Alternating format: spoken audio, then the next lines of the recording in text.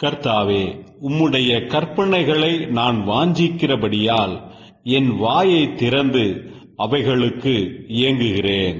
கர்த்தருக்குள் பிரியமானவர்களே, உங்கள் அனைவருக்கும் இனிய காலை வணக்கங்கள். இன்றைய வேத வசன தியானத்திற்கென்று நாம் தெரிந்தெடுத்திருக்கும் வேத பாகமானது 2 யோவான் 1:8.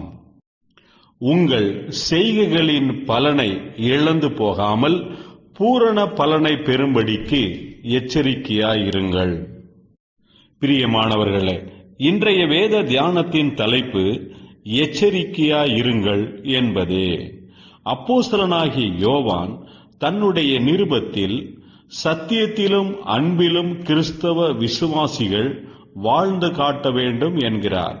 விசுவாசிகள் சத்தியத்தை விட்டு விலகி உலகத்தின் தத்துவ போதனைகளையும் கள்ள உபதேசத்திற்கும் செவிசாய்த்து கிறிஸ்துவின் உபதேசத்தை விட்டு விலகுவார்கள் என்ற நிலைமையில் இருக்கும்போது யோவான் அப்படிப்பட்டவர்களை எச்சரித்து கர்த்தராகிய இயேசு கிறிஸ்துனுடைய பிறப்பு, அவருடைய ஊழியம், மரணம், அடக்கம், உயிர்த்தெழுதல், மறுபடியுமான கர்த்தர் இயேசுவின் வருகை, இவைகளை இயேசுவின் அப்போஸ்தலர்களால் மிகவும் தெளிவாக உபதேசிக்கப்பட்டுள்ளது.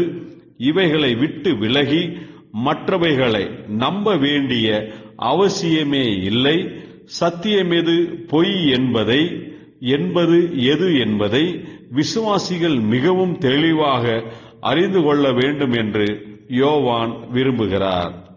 பிரியமானவர்களே, இன்றைக்கும் கூட இந்த உலகத்தின் தத்துவ போதனைகள் கிறிஸ்தவ விசுவாசிகளை சத்தியத்தை விட்டு வழிவிலக செய்து விசுவாசத்திலிருந்து பின்மாற்றம் அடைய செய்ய பார்க்கிறது. அப்படிப்பட்டவைகளை யோவான் இங்கு எச்சரிக்கை கொடுக்கிறார். நாம் கிறிஸ்துவின் உபதேசத்தில் நிலைத்திருப்போமாக. ஜெபிப்போம். ஜீவனுள்ள தேவனே, நாங்கள் சத்தியத்தை விட்டு விலகாதபடிக்கு எங்கள் ஆத்துமாவுக்கு எச்சரிக்கையையும் பலனையும் தருவீராக. இயேசு கிறிஸ்துவின் நாமத்தில் ஜெபிக்கிறோம் நல்ல பிதாவே, ஆமேன்.